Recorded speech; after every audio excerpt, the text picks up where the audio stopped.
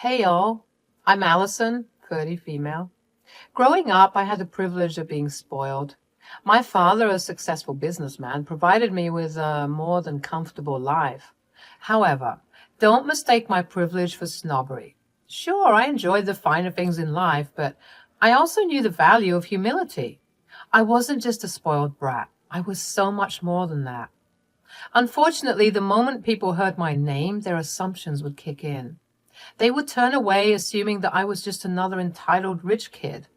It was disheartening to see how quickly people judged me without even getting to know me.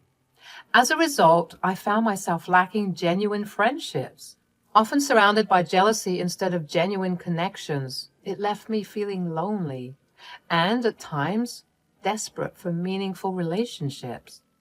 That's when Victor entered my life.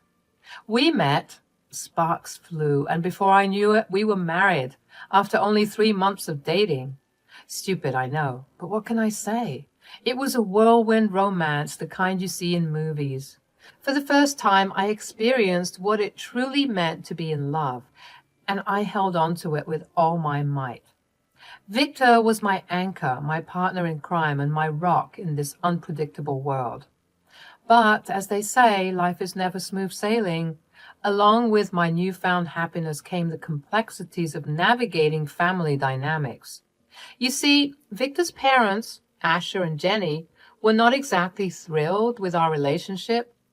They had reservations about me, their assumptions fueled by the stereotypes associated with my background. I understood their concerns, their desire to protect their son from potential heartache or manipulation or the negatives that come with living a super lavish lifestyle. But it pained me to see their judgment without truly getting to know who I was as a person. I yearned for their acceptance and tried my best to prove that I was more than just a spoiled girl. Something changed the trajectory of my life forever, and it all started on this particular day, months after Victor and I tied the knot. Jenny, Victor's mother, called me out of the blue. It was a sunny afternoon, and I was caught off guard by her unusually chipper tone.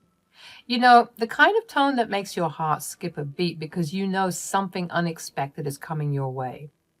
Jenny began by exchanging pleasantries, and then she dropped the bombshell. She wanted to go on a trip, a luxurious getaway, and her and Asha had been saving their hard-earned money to make it happen. I could sense the anticipation in their voice, the excitement of something extraordinary on the horizon. In an attempt to please Jenny and finally get in her good graces, I blurted out without much thought, "Oh, don't worry about money. I'll take care of everything." Seriously? You do that? Of course, you're my family and I want you to fully enjoy your trip without worrying about expenses. I couldn't possibly let you do that, sweetie. It's too much. Nonsense. It's all on me. I love you and I want all of us to have a good time. Now, tell me about the details of the trip. Jenny's joy was palpable. She was really happy knowing that I was willing to shoulder the financial burden. I thought that this gesture would let her know that I cared and that I wanted to help in any way I could, and she seemed to be really appreciative. Since you're footing the bill, we needn't worry about anything else. Asher and I will plan the itinerary. So don't worry about the nitty-gritty, all right? All right, Jenny, I'm so excited. We cut the call and proceeded to go on about our days respectively. The week leading up to the trip was filled with excitement and anticipation. Victor and I gushed about everything we'd get to do. It was almost like we were kids excited to go to Disneyland. Amidst all the excitement, I even splurged on first-class tickets, wanting us to arrive in style and experience the journey with utmost comfort. Finally, the day arrived and we found ourselves in the breathtaking beauty of Morocco. The vibrant colors, the bustling markets, and the rich culture immediately captivated us. For Victor, Asher, and Jenny, it was their first international trip and their amazement was contagious. Even though I had been to Morocco before, I couldn't help but fall in love with the place all over again. Being the one with previous experience in Morocco, I took on the role of a tour guide eager to show them the best spots and immerse them in the local culture. We have to explore the Djemma El Fna Square in Marrakesh. It's so beautiful. And don't even get me started on the cuisine. At first, everything seemed great. Victor, Asher, and Jenny seemed appreciative of my efforts, and we were having a wonderful time. However, things took a turn when we arrived at the luxurious five-star hotel that Jenny had planned and booked. We arrived at the beautiful Stardust Hotel. As I started unpacking in the hotel room, Asher suddenly said I should stop. Confused, I asked him what was up. Ali, you won't be staying with us in this fancy hotel. We've got a different place for you. I was taken aback, trying to wrap my head around what he was saying. I thought he was joking, so I laughed it off and continued, but Victor, my husband, approached me and tightened his grip on my arm, silently telling me to hold on a minute. I looked to Jenny for an explanation.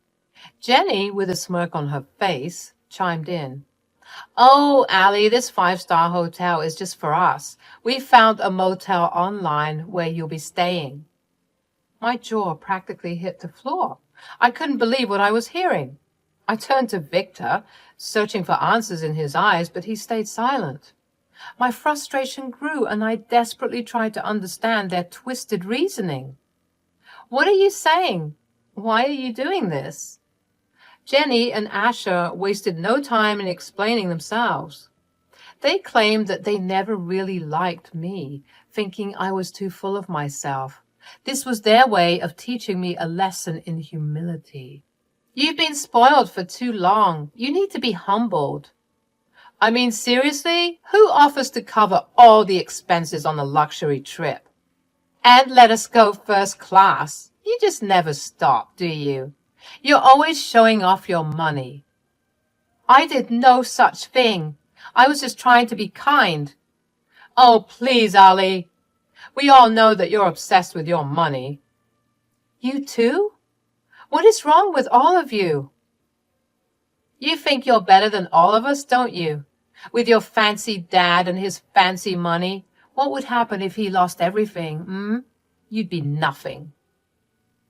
I couldn't hold back my anger any longer. Are you kidding me?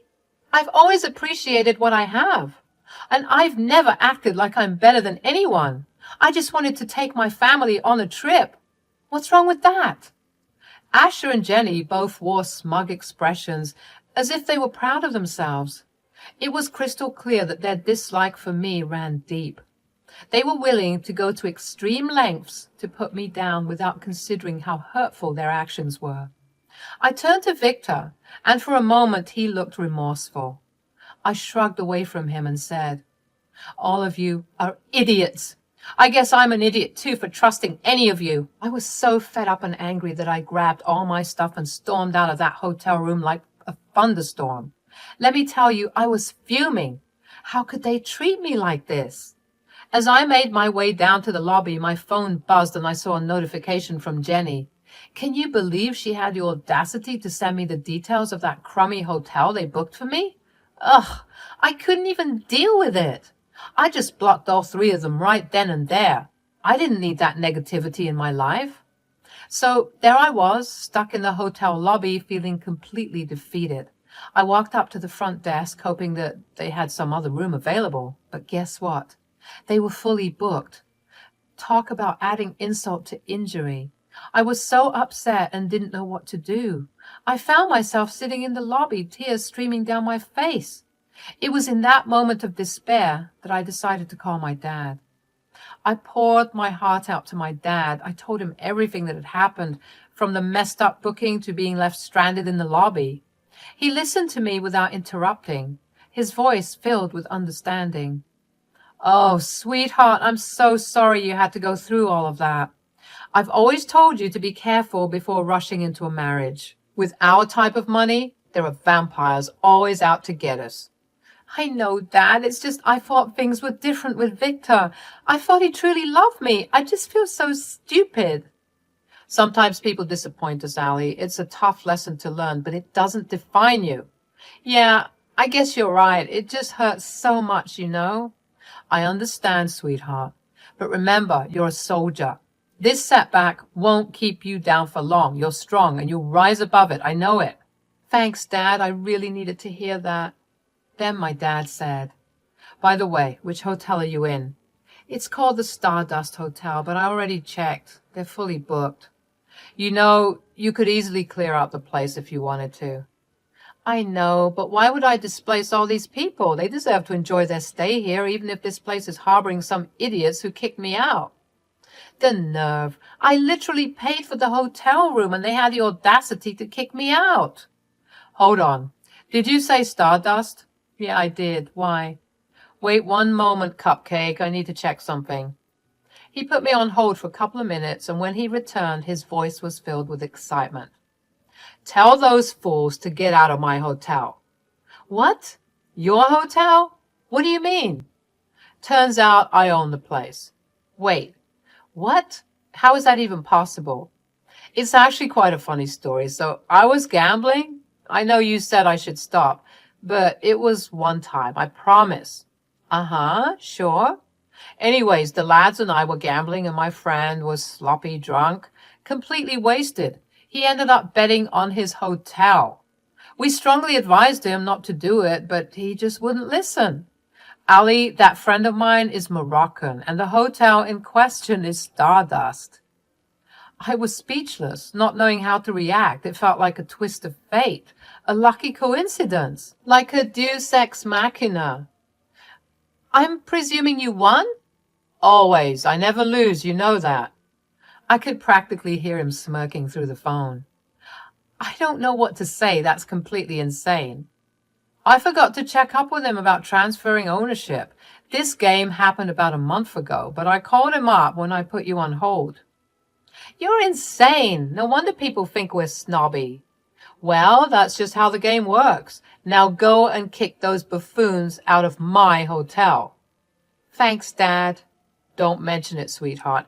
You can stay in the luxury you deserve. Enjoy your time in Morocco and take a picture of their faces when you tell them the truth. I couldn't thank my dad enough for his support, and this unexpected turn of events, it felt like a ray of hope amidst the darkness.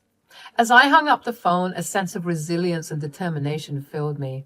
I was ready to make the most of my time in Morocco, knowing that I had my dad's love and support, and the opportunity to turn this challenging situation into a remarkable experience.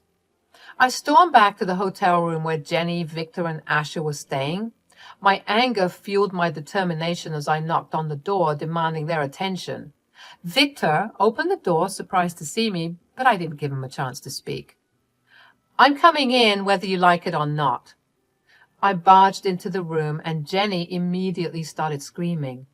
What do you think you're doing here? Didn't we already kick you out? Look, boy, she thinks that she can just waltz in here like she owns the place. Actually, I kind of do.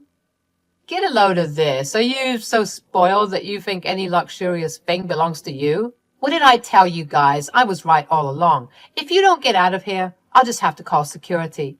Imagine that. The daughter of a billionaire is escorted out of the premises by security. How embarrassing. Actually, Jenny, you won't be needing to call security. Jenny, they're already here. At that moment, the security guards who had accompanied me made their way inside. They began tossing out everyone's belongings, scattering them in the hallway. Asher, confused and alarmed, said, What the heck is going on here? It was the perfect moment to reveal the trump card I had. Well, it turns out my dad happens to own this hotel, so you can all say goodbye to your luxurious stay because I don't appreciate the plan you had to get me. What? That's impossible. When you live the type of lifestyle I do, these sorts of things aren't too outlandish. You're going to pay for this, kid. I already did pay for this.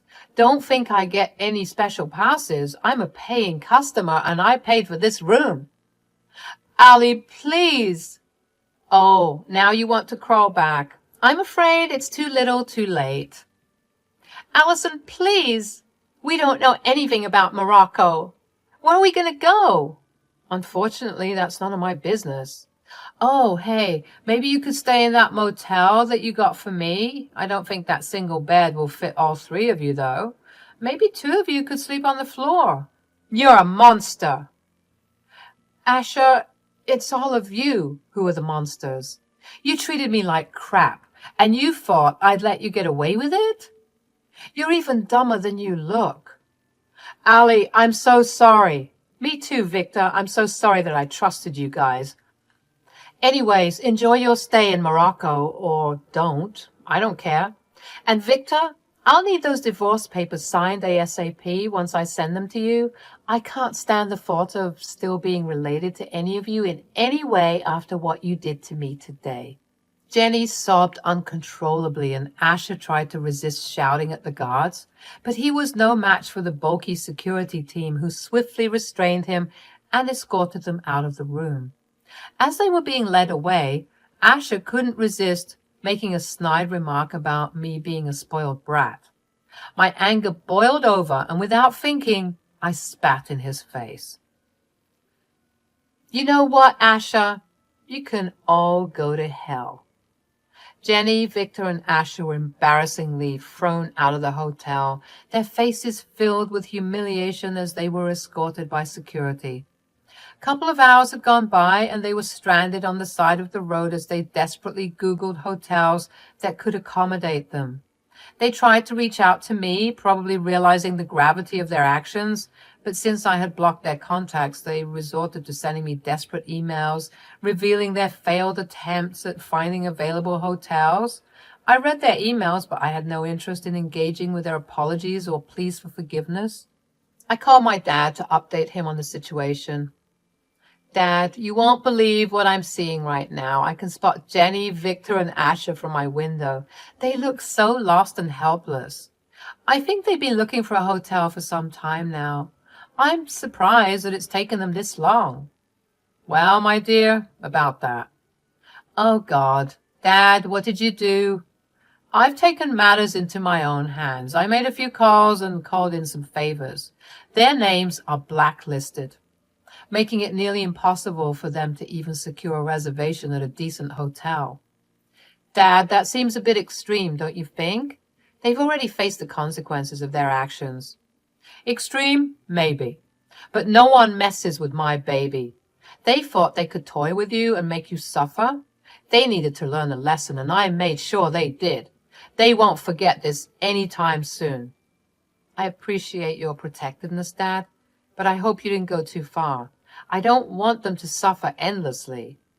Don't worry, sweetheart. They'll get the message loud and clear.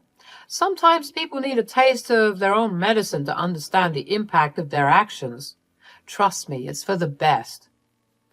Well, I can't deny that it feels good to see them in such a predicament, but let's hope they learn from this and change their ways. I don't want this to define them forever. Let's hope they reflect on their behavior and make some positive changes. In the meantime, enjoy your well-deserved peace and solitude. Thanks, Dad. You're the best. Always, my love. Remember, you're strong, resilient, and deserving of happiness. Don't let anyone bring you down. As fate would have it, Jenny, Victor, and Asher found themselves back at the same dingy motel they had originally booked for me. Can you imagine the irony? All their scheming, and they ended up experiencing firsthand the discomfort they had intended for me. It must have been a bitter pill for them to swallow, and I couldn't help but feel a sense of satisfaction. I was alone in that big hotel suite that we were supposed to share. It was kind of weird, to be honest. On one hand, I felt this incredible sense of freedom, like I could do whatever I wanted. But on the other hand, it was also a bit lonely. Sitting there in this fancy room, I couldn't help but think about how everything had unfolded and how I ended up here all by myself. As the days passed in that fancy hotel suite, I couldn't help but still feel a bit lonely. But you know what? It was way better to be lonely than to be surrounded by fake people and their toxic energy. I had this moment of clarity where I realized that I deserved better. So a few days later, I mustered up the courage and emailed Victor the divorce papers. And guess what? He tried to reconcile, begged for another chance and all that, but I wasn't falling for it anymore. I knew I deserved more than his empty promises and lies. I was determined to enjoy my time in Morocco without him. When I finally returned home after spending my hard-earned money in Morocco, I got rid of all Victor's stuff. I didn't care if he and his family decided to run back home from the mess they created. You know why? Because I realized there's so much more to life than seeking validation from people who don't even deserve a place in my world. I embraced my freedom and chose to focus on building a life that's authentic to myself. I surrounded myself with positive influences and pursued my passions. I learned to let go of toxic relationships and value myself. Each day, I felt stronger and more empowered. The scars from the past started to heal, and I discovered a newfound love for myself. I learned that true happiness comes from within, not from seeking validation from others. Morocco taught me valuable lessons, and I held onto them as I moved forward in life. With determination and a smile on my face, I took the next steps towards my happiness. I left behind the toxicity and embraced a future filled with self-love and authenticity.